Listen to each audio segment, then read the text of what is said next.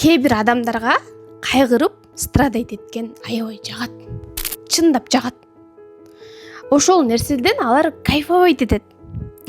Кайгылуу музыка коюп алып, платочкаларын алып атмосфера создавать этип кайгырышат да. Себеби дегенде аларга ошол нерсе жагат.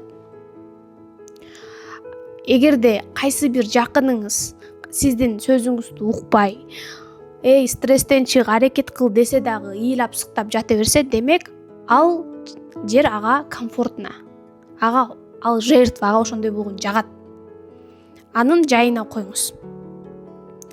Же болбосо сиз канча жылдан бери стресстен чыкпай атсаңыз, жылдар өтсө дагы деле ыйлап жатсаңыз, демек сизге ошол нерсе жагат.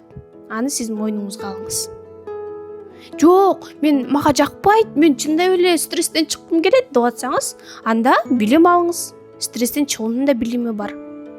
Өнүгүңүз, өсүңүз. Эски адамдан арылыңыз. Ар бир адамдын старая ясы болот. Мисалы менин эски азизам бар.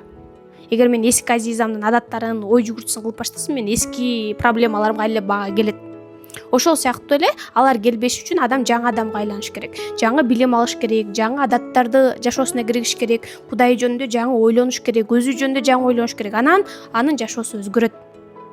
Эгерде жок, мага чындап эле страдайт эткен, жакпайт, мен бул нерседен чыккым келет десеңиз, анда жашоонун акыйкатына келиңиз. Жана акыйкат сөзүн жазыңыз. Мен сизге бул тууралуу 5 бекер сабак жөнөттүм.